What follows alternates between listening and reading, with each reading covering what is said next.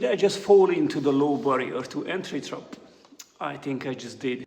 So I had a phone call this morning from a potential customer and he asked me about my pricing. I told him my prices and then straight away he said, thank you very much, I'm gonna have to ask around for something cheaper.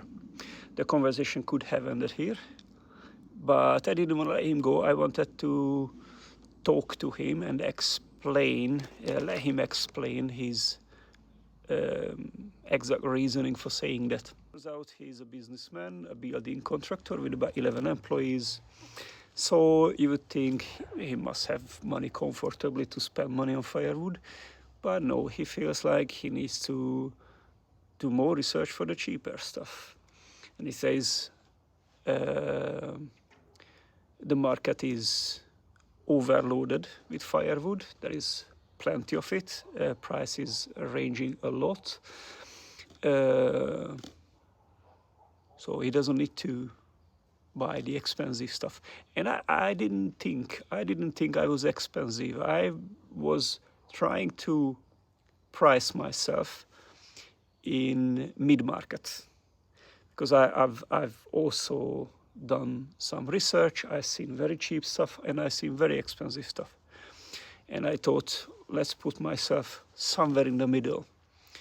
I have to say, being in the middle is barely make it worthwhile to be in business because it's already a low margin considering all your expenses. But turns out I'm wrong about that, and my pricing happens to be on the high end in the market. At least that's the feedback I'm getting. I also explained to him me trying to find the right price point for my product and the struggle with it. And he totally understood. He's a businessman. He knows all about these things. He feels the pain, but that doesn't solve the problem. So if you want to play by the rules and guidelines the government expect you to do, you're going to be in trouble being competitive in the current market. On the other hand, the trade does not require an awful lot of upfront investment. You can get some homemade equipment, a splitter and an axe maybe, and start chopping and selling firewood. So that's the low barrier to entry I was talking about. Personally, I spent a little bit more money on getting started in this business because I could afford to do it, and personally like my business looking as professional and neat and tidy as possible. But who cares about you looking professional and neat with all your stuff if your pricing is not right? And if I try to bring my prices down closer to the current market prices, I'm gonna operate in loss and probably work for less than minimum wage. If anywhere close to minimum wage, I have to say that. Was it worth it? Good question. Probably not. I wanted to use this business as a stepping stone to eventually get back into sawmilling, as I did in the past. Very recent past, actually.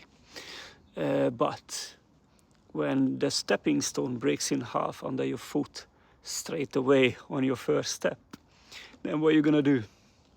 And the other thing, I also been warned by a timber buyer and seller professional who knows the market here that currently the lumber industry is in trouble. So it's not the best business to get back into. But I love that.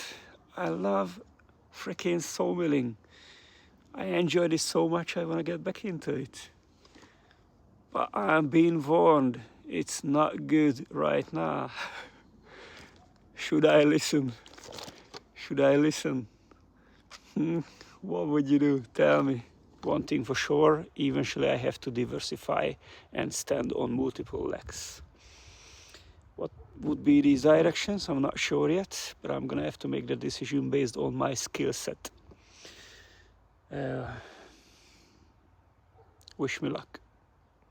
I don't want you to think that I'm giving up too easily. Yeah, I'm a fighter. I'm gonna fight for my dreams. I started cold calling yesterday, actually.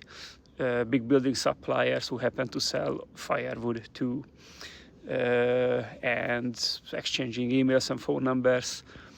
And I'm emailing them with my offers, leaving the pricing question open to negotiations.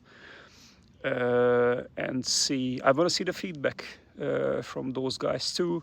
I'm gonna get in touch every day with 2 new businesses, every work day, Monday to Friday, and wait for their feedback. Maybe just one is enough to make my business work. There could be one customer who would consider buying from me. That could save the whole thing completely. So I have to give it a go. I'm gonna spend the next few weeks, maybe a couple of months, trying this and see how it goes. It might work out, it might not, who knows.